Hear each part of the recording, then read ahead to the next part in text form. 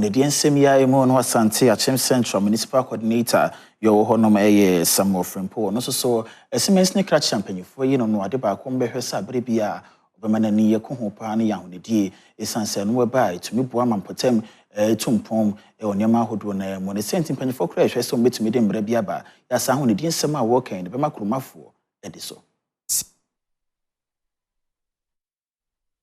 Municipal Coordinator AT ASANTE AKYEM CENTRAL Samuel Frimpong Kasa Abra Regional Minister Frank Amwakonhene editu omanfoi enim se womo NCC womo empatem enfama afasha ebaso ewa Asante mantem no odi tudwa se womo behwe se eye emra aisha omanfoi se womo ebesisi womo empatem no omanfoi ebedi so NCC for the priority Asante AKYEM municipality and one is sanitation. The mechanical equipment and logistics. Everybody is a deal. Nobody nominally no identity. We have a side logistics.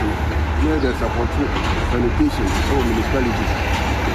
Asante AKYEM Central NDC Constituency Chairman Suleiman Ibrahim ensone Adom News in Central for twetwen komo oda womanfoi asepa se omode omo ehye eye clean up nim Coordinating Director eni yina kabom se sade yina yankambo na omya ya Asante AKYEM Central obi ampie enye NDC for assembly dey eni nananam kabom na omo ya dey enye politically Ampa, Obasha no fire.